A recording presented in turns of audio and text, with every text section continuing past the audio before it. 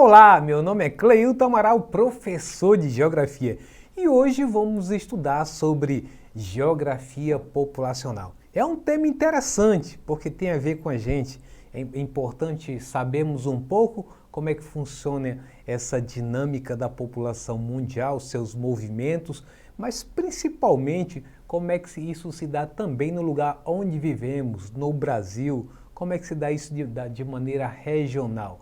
E aí é importante para você que vai fazer um Enem ou uma outra prova de seu interesse, que você leve em consideração alguns conceitos muito básicos da questão demográfica, da questão populacional, para a gente poder muitas das vezes fazer a leitura e interpretação de um gráfico que está posto em uma prova.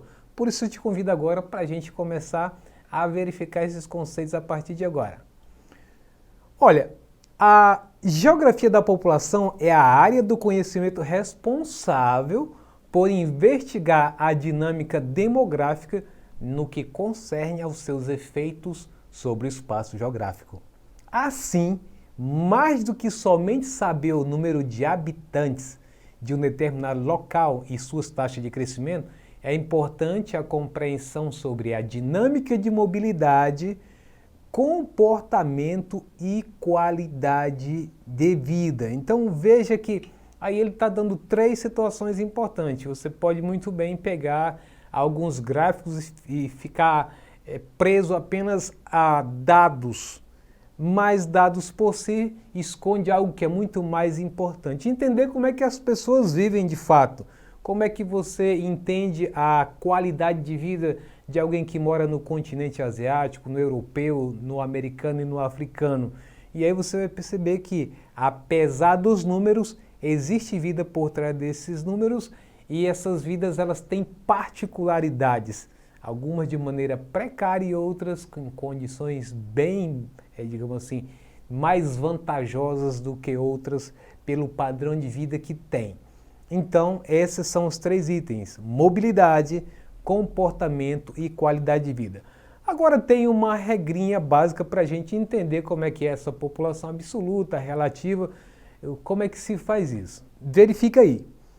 População absoluta, para a gente estudar isso, para analisar um determinado país ou até mesmo o estado onde a gente vive, você leva em consideração o total da população contabilizada de um país. A partir disso, você vai saber se esse país ele é populoso, ou seja, tem uma população muito grande ou não. E a população relativa ou densidade demográfica é o total de população contabilizada em um país dividida pelo tamanho em quilômetros quadrados. E aí você vai ver se ele é densamente povoado ou não. Ou seja, se você pegar a população do estado do Acre e dividir pelo tamanho da área em quilômetros quadrados, você vai ter então a densidade demográfica ou a chamada população relativa. Da mesma forma, pega-se o tamanho da população do Brasil, divide-se pelo tamanho de sua área e logo você vai saber a sua densidade demográfica ou população relativa. E a partir dessas informações é que elas ajudam bastante os governos a fazerem suas políticas públicas, porque vai saber onde é que está a maior concentração da população e aonde existem espaços ainda bastante com o mínimo de população possível por quilômetro quadrado. Isso é importante para as políticas públicas. E alguns exemplos aqui: densidade demográfica ou população relativa. Quando eu pego o quadro de alguns países que o número de habitantes por quilômetro quadrado é muito grande. Então eu tenho em primeiro lugar vem Mônaco, 16.040 habitantes por quilômetro quadrado. Singapura, na sequência, Malta, Maldivas, Bangladesh, Bahrein, Taiwan, Coreia do Sul, Holanda, ao destaque aí Japão em décimo, 341 pessoas por quilômetro quadrado. E por fim a Bélgica. Se a gente pegar essa mesma ideia para poder entender no caso do Brasil, você vai verificar que na região amazônica a densidade demográfica é muito baixa. Em função disso, eu quero mostrar para você esse tipo de cálculo feito por regiões. Vamos lá comigo. Olha só. Na tabela aí eu tenho a população brasileira por região, uma fonte do IBGE, uma população estimada. Então a região sudeste, a população absoluta, 89 milhões. Repito aquele conceito que dissemos anteriormente. Absoluto é o valor total que tem a população do sudeste. E a área da região sudeste, 924.609 km². Aí, lembra que eu disse para vocês que para saber a população relativa é pegar a população absoluta, esses 89 milhões, dividido pela área, que é 924.609. Logo, chega-se ao resultado de 94,9 habitantes por quilômetro². Aí você vai verificar aí que o Nordeste, a população relativa é 36,5 habitantes por quilômetro². Aí vem a região Sul com 51,6 habitantes por quilômetro². Aí olha só que queda brusca isso. Você tem a região Norte com 4,7 pessoas, ou seja, num quilômetro² eu vou ter menos de 5 pessoas nesse lugar. Então, olha de novo na tela, você tem a região Sudeste a maior, 94,9 habitantes por quilômetro², seguido por região Sul com 51,6, depois o Nordeste vem em terceiro com 36,5 habitantes por quilômetro², Centro-Oeste 10 habitantes por quilômetro² e por último vem a região Norte da qual fazemos parte. E aí tem uma ilustração muito legal mesmo para ilustrar onde é que está localizada a população brasileira, onde está o adensamento. E aí eu vou te mostrar o mapa para você acompanhar comigo. Esse de vermelho são os estados mais populosos com muita gente, acima de 10 milhões de habitantes. Você vai verificar aí que consta o Rio Grande do Sul, da região Sul, tem a região Sudeste por completo, São Paulo, Rio de Janeiro, Minas Gerais e Espírito Santo, e também o estado da Bahia. Já os de laranja são os estados mais ou menos populosos, com menos gente, com 2 milhões de habitantes, até próximo de 10 milhões. Aí você pega a região Centro-Oeste, pega a maior parte do Nordeste e boa parte da região Norte, e 2 estados da região Sul dentro dessa categoria. E por último, não precisa dizer que são os estados menos populosos, e aí nosso querido estado do Acre está nessa condição, beleza? Então isso é como está distribuída a população por estado, ou até mesmo por região, que eu tentei colocar aí por região, num levantamento feito do IBGE no censo de 2000. Agora, o que vem ser a superpopulação?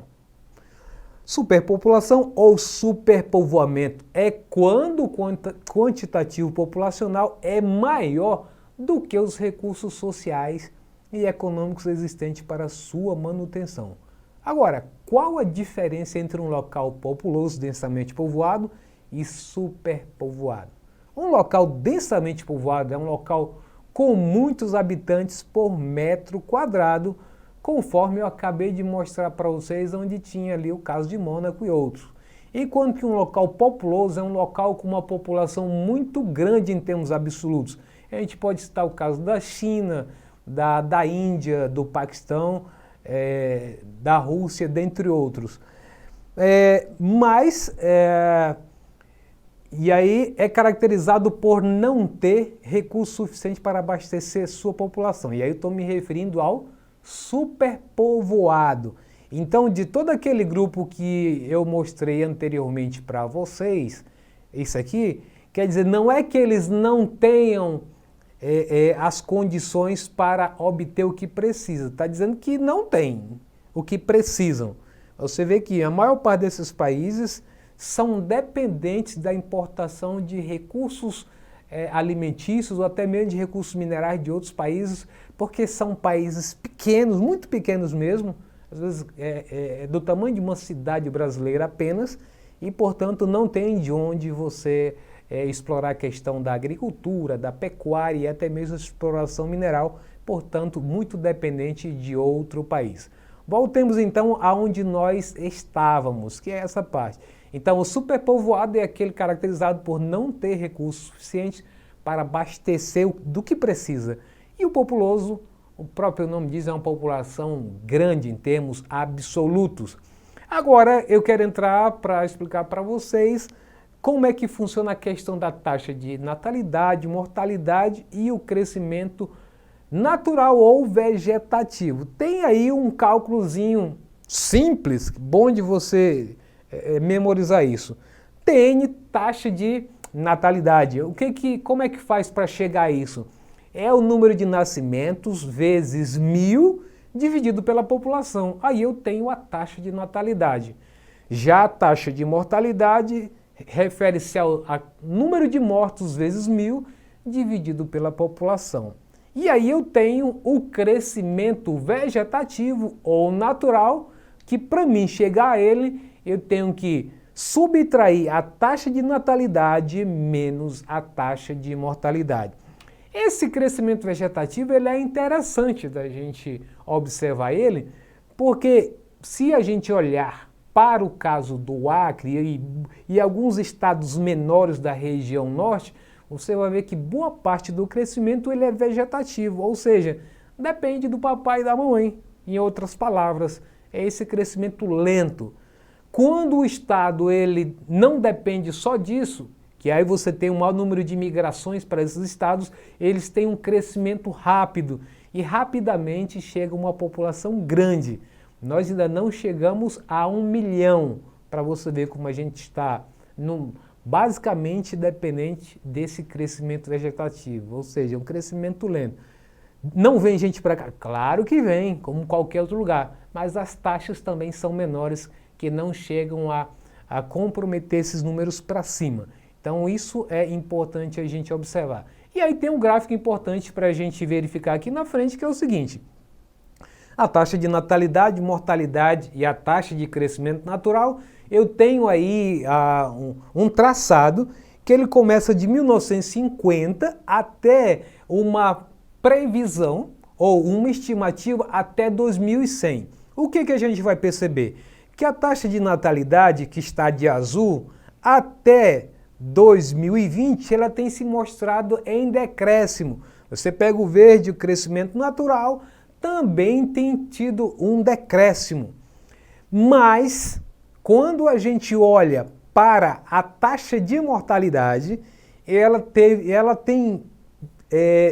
de mortalidade, perdão, de vermelho, ela tem se mantido em queda significativa. Agora, quando a gente verifica a previsão, a projeção para o futuro, 2050 até 2100, você vai perceber que há uma tendência de crescimento disso. Agora, vem a pergunta, como assim? Ao invés de, com toda a tecnologia que nós temos, a população vai, no futuro, estar morrendo mais do que agora? Bom, isso aí é digamos assim, é um processo natural de gráfico que acontece em todo mundo. Se você tem uma população jovem, sabe-se que tempos depois essa população vai estar idosa. Então, naturalmente, você tem uma mortalidade que ela tende a aparecer ali, isso é natural. Quando esse país cria condições para que a população, algum tipo de programa de governo para que estimule a taxa de natalidade, então esses índices voltam a crescer novamente a taxa de natalidade. Agora, tem um outro questionamento interessante a gente observar aí. Por que a taxa de natalidade ela também tem descido bruscamente? Aí tem outra questão muito importante para a gente analisar. À medida em que a população se envolve mais em emprego, à medida em que as campanhas publicitárias de governo, elas ensinam a população a se planejar, a se cuidar mais, usar preservativo, evitar de ter muitos filhos para não ter tanto gasto e tanto problema. Saiba que muitas das vezes as mulheres ficam até fora do mercado de trabalho porque estão presas à criação do filho entre 1 a 3 anos, 1 a 4 anos. Porque também não tem ninguém para cuidar. Se pagar alguém para cuidar, também já vai estar comprometendo a renda mínima da qual ela está indo atrás. Então, à medida que a população passa a se educar mais, principalmente nas regiões onde o nível de escolaridade é alto, como é o caso da região sul, por exemplo, então as mulheres costumam fazer um planejamento de vida e elas colocam como plano de vida o casamento, ou não casamento, mas ter filho, para depois que termina tudo, ou seja, depois que conclui o seu ensino superior e consegue se estabilizar com o emprego, e aí sim pensa em ter filhos. Então esse é um quadro que é uma tendência, mas lembrando, ainda temos a região norte e a região nordeste que ainda é uma exceção para muitas partes dessas regiões. Por quê? Porque ainda tem essa cultura de fazer muito menino. Então isso, de certo modo, mas no geral, quando a gente pega a questão no geral, a gente vê uma tendência que mostra que a questão da taxa de natalidade também tem caído.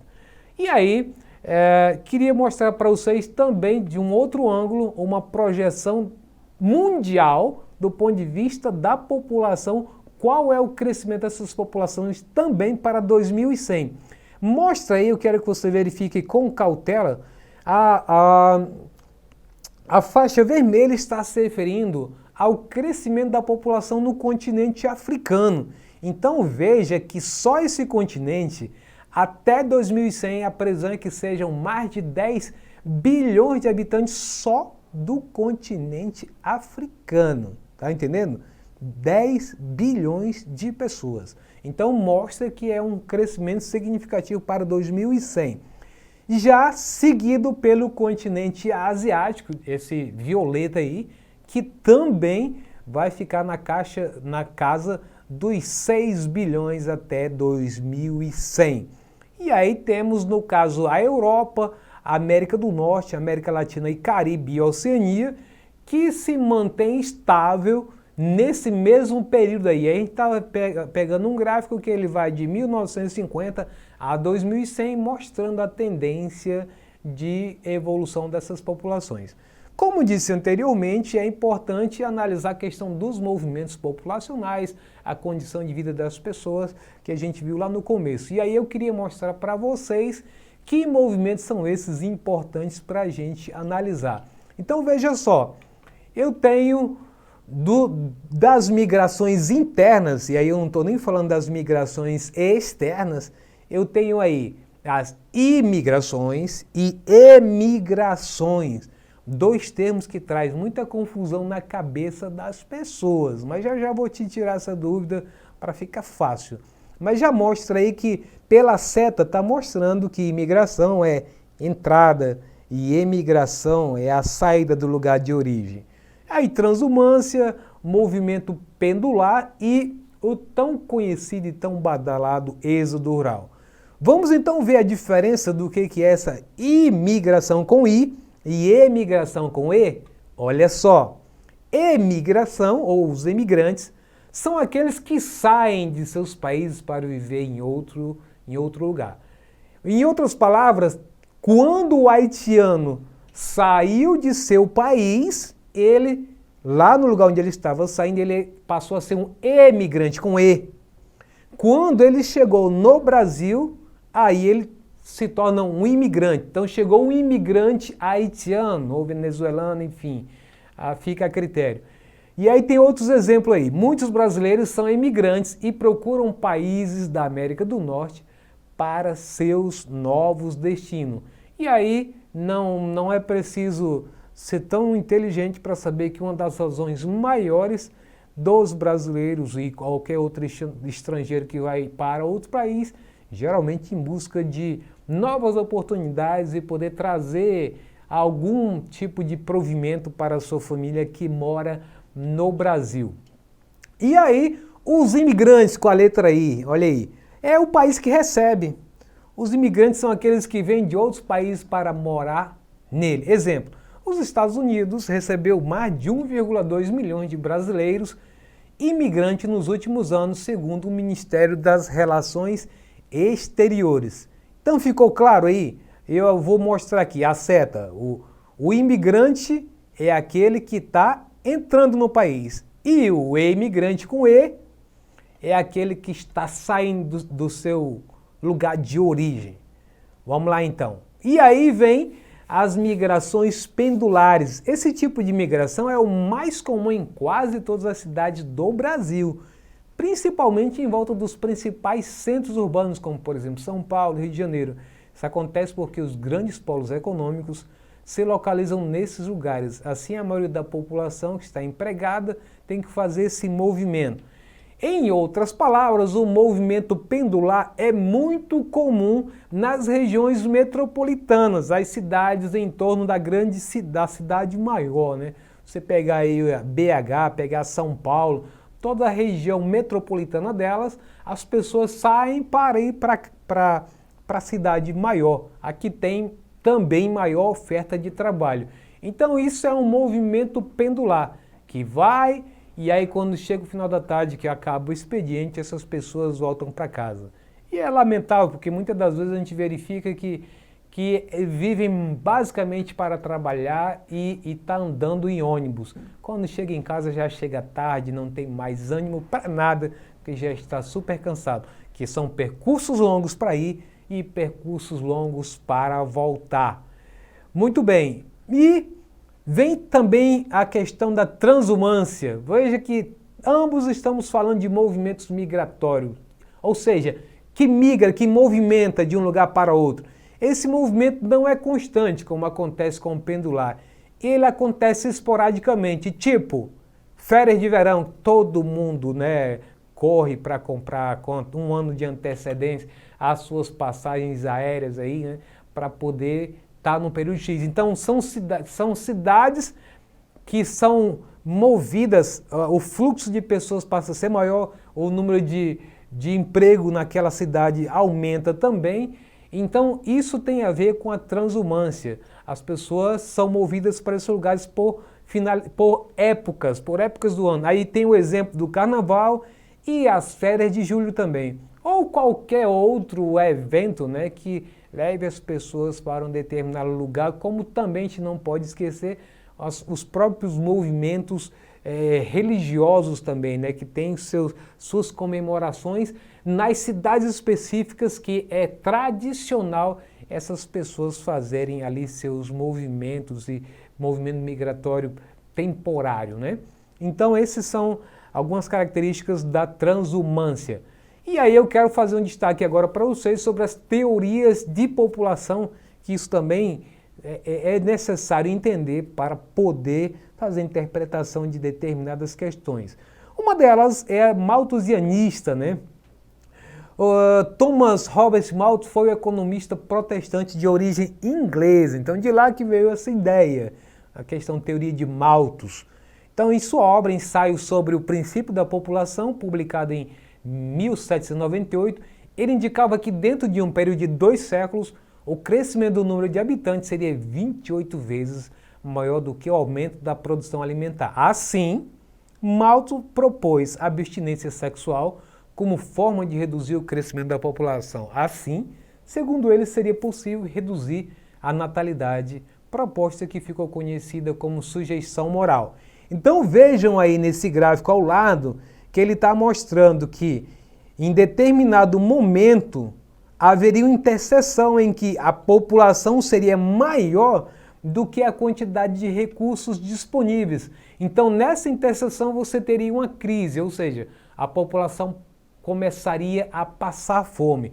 Então com base nisso ele resolveu criar uma proposta que foi colocada aí como sujeição moral para que as pessoas reduzissem, né, a questão pudessem ter abstinência sexual, né, reduzisse a questão das relações sexuais para impedir que essas pessoas tivessem filhos, né. Até então ele não tinha noção que as tecnologias pudessem superar essa sua preocupação de que os alimentos não seriam suficientes para atender a população inteira. E aí vemos também a questão do neomalthusianismo, neo de novo, ou seja, novo grupo com tendências parecidas com Malthus. Então, é uma teoria demográfica criada na segunda metade do século XX com uma releitura da teoria malthusiana, que tem como ponto elementar a preocupação com o crescimento populacional exacerbado. Os neomalthusianos argumentam que o crescimento demográfico gera ampliação da pobreza. E o que eles defendiam para resolver a questão? Planejamento familiar, apresentando políticas como a distribuição de anticoncepcionais gratuitamente, entre outras. Essas políticas foram aplicadas por entidades mundiais ou multilaterais, como queira, como ONU, FMI, Unicef, né? E o Banco Mundial. Então, essa daí, ela já vai colocar a culpa nos pobres, ou seja, pobres é quem tem mais menino do que os outros, são eles os responsáveis pelo aumento da população. E isso é que traz problemas para a humanidade. Então essa é a teoria neomalthusiana. Ele não está atacando, que nem no caso de Malthus, pedindo para que não esteja, que as pessoas tenham abstinência sexual, mas está pedindo para as autoridades controlem a questão da pobreza no mundo, porque as pessoas tendo acesso a melhores condições de vida, elas também, segundo eles, diminuem essa questão da multiplicação de filhos, né? Porque passam a ter educação, passam a ter vários direitos e inclusive a conscientização de que não precisa multiplicar tanto o número de filhos em casa. E aí tem aí um quadro bem interessante. O que é a teoria neomalthusiana? O neomalthusianismo ou alarmistas aprimoraram a teoria adotando novas posturas, atribuíam a culpa pela situação de miséria dos países subdesenvolvidos ao acelerado crescimento populacional. Concordavam que a agricultura era capaz de produzir alimentos suficientes para todos, ao contrário da teoria de Malthus, que dizia que não dava, né? Vamos logo fazer a comparação. E defendiam programas rígidos e oficiais de controle de natalidade. Olha aí onde está a diferença, né? Não está dizendo para parar de ter relações sexuais, está dizendo para ter controle. Aí entre aqueles vários métodos que eu citei anteriormente de contraceptivos, né? Existem vários hoje que as mulheres podem usar. Concordando com os alarmistas, alguns países como a Índia, o Egito e o México passaram a investir mais em políticas demográficas, pobreza e desigualdade, entretanto, não obtiveram os resultados esperados. E por último, nós temos os reformistas. A teoria reformista, também conhecida como teoria marxista, é embasada no pensamento economista e filósofo alemão Karl Marx. Ao contrário do malthusianismo, os reformistas indicam que o aumento populacional não é culpa pela falta de alimentos e recursos. Para eles, o que gera o problema é a concentração de renda e a desigualdade social. Então essa daí ela vai no cerne da questão. Não é você fazendo abstinência sexual e nem colocando a culpa só nos pobres, mas está dizendo que o problema é a desigualdade, que é muito grande. É preciso redistribuir a renda para que todos possam ter acesso e, portanto, melhorando a qualidade de vida de todos e principalmente da educação, é possível que a população tenha planejamento de vida e, portanto, tenha outra forma de pensar o mundo. Muito bem. E aí tem um quadro também importante da gente observar, que são os estágios de transição demográfico. E aí eu estou colocando para vocês aí, olhe bem o mapa de baixo. Crescimento estável ou lento, né? Está mostrando a pirâmide populacional. Aí é considerado um crescimento alto, olha aí, alto. Por quê? Porque na base da pirâmide você tem uma taxa de natalidade muito alta, muitos jovens nessa faixa etária aí. Nessa outra, está mostrando aí que nessa pirâmide, a segunda pirâmide, que é alto, mas com queda rápida. Esse outro formato, o terceiro formato, diz que o crescimento está em queda mais lenta, mas o crescimento está diminuindo aí, ó. Na quarta, está mostrando que em queda e depois se estabiliza. E a última praticamente não mostra mudança nenhuma. O certo é que a primeira vai estar associada aquele aquele gráfico que nós vimos anteriormente, associado ao continente africano e o asiático, que até mesmo as questões religiosas estimulam as mulheres a ter o máximo de filhos para que no futuro determinados grupos religiosos sejam predominantes no mundo inteiro. E eles saem distribuindo a mesma filosofia, levando essa mesma filosofia para dentro da Europa, para as Américas, para todo lugar. E por outro lado, você vai verificar que os últimos vão estar associados aos países que têm menor taxa de crescimento demográfico, inclusive dependendo até de importar pessoas para o trabalho, porque a população ou está envelhecida ou já está envelhecida e, portanto, aí você vai verificar que tem um abaulamento na parte superior da pirâmide. Então é aquela pirâmide que parece um camburão, né?